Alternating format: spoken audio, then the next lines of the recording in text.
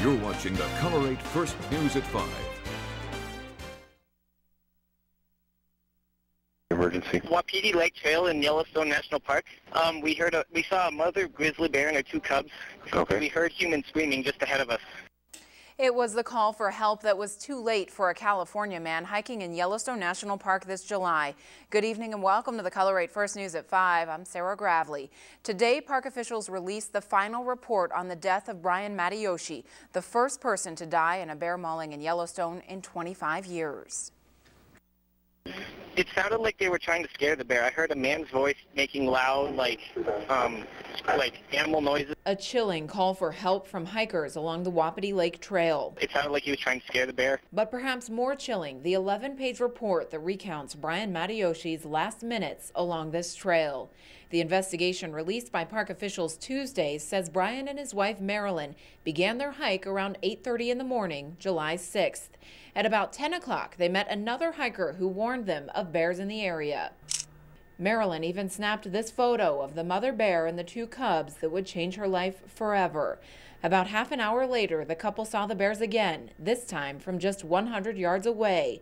They turned and ran. The bears followed. We can hear one of them calling for help. Witnesses recall hearing a bear groan and a man and woman yelling. They're just yelling for help. The mother bear caught up to Brian, clawing and biting him across his body to a point of lifelessness.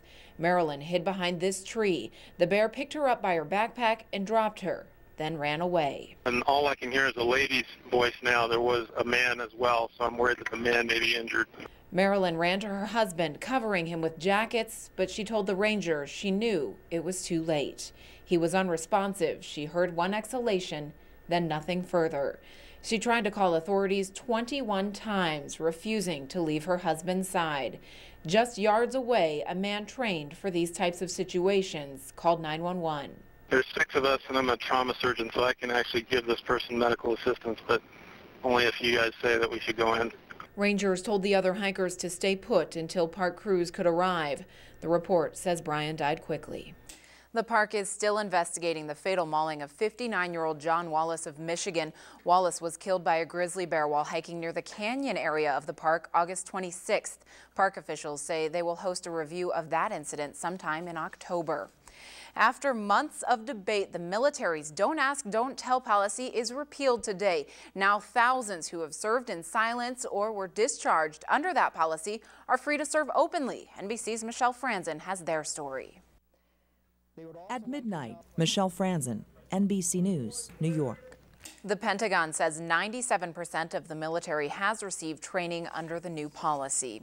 We now know the name of a man found dead after a crash in Billings Heights last night.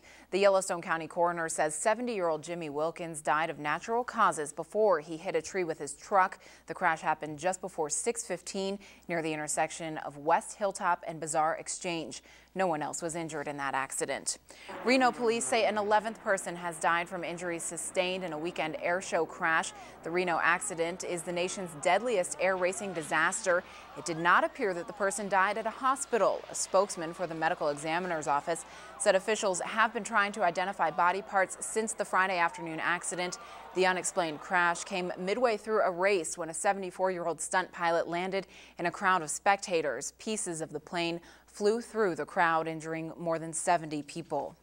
Cramped quarters and leaky roofs are not the ideal learning environment for students in Billings public schools, but local educators say they have to make do with what they have. Color 8's McLeod Hageman reports on plans to correct some of those deficiencies.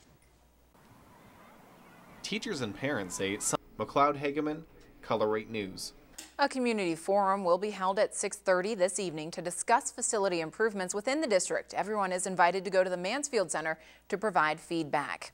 MSU Billings' new chancellor has high hopes for the university. Students and faculty were on hand today for the inauguration of Rolf Groseth. Chancellor Groseth has worked within the MSU system since 1977. He says he wants to keep students engaged in the community. I want to see MSU Billings more involved in the community. Our work really is done in context because the programs that we offer really reflect what goes on in Billings. And I want to see our students more involved in the community so that that education becomes more relevant. Grosseth has plenty of other plans for MSUB as well, including renovating facilities and increasing diversity among students on campus.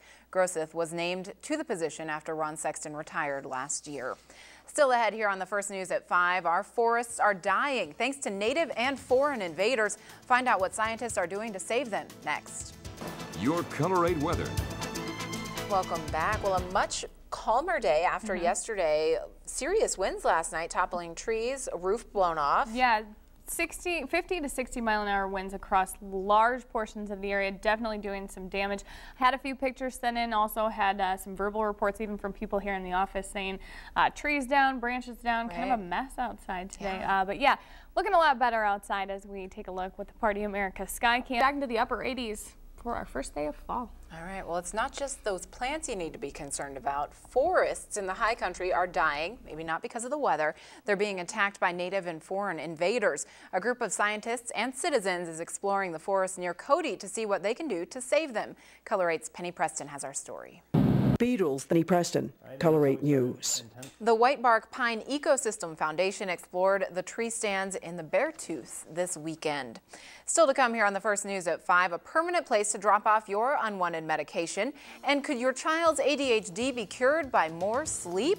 Find out why some doctors say yes, up next in Medical News. Doctors say managing kids' bedtime routines is key to controlling symptoms of attention deficit hyperactivity disorder and may cure something doctors are calling faux ADHD. Erica Edwards explains. Erica Edwards, NBC News. Experts say if improved bedtime rituals don't help symptoms, it may be true ADHD and a neurological assessment will be needed. After 7 successful prescription take-back events, the Billings Police Department is now offering a permanent place for you to drop off unwanted medications. Inside the lobby area of the police station at 220 North 27th Street, you will find this green box. Unused or unwanted prescriptions can be dropped off Monday to Friday, 8 to 6, or Saturday from 10 to noon. Previous drug roundups have collected nearly 1,800 pounds of medication. They cannot accept liquids, lotions, sharp objects, or other medical waste. If you have questions regarding the program, please contact Officer Mark Keys at the number you see there on your screen. Still ahead here on the First News at 5, it might seem a bit early, but can you believe it? Experts are already talking about this year's hot holiday toys. We'll have a preview up next, but first, here's Brian Williams.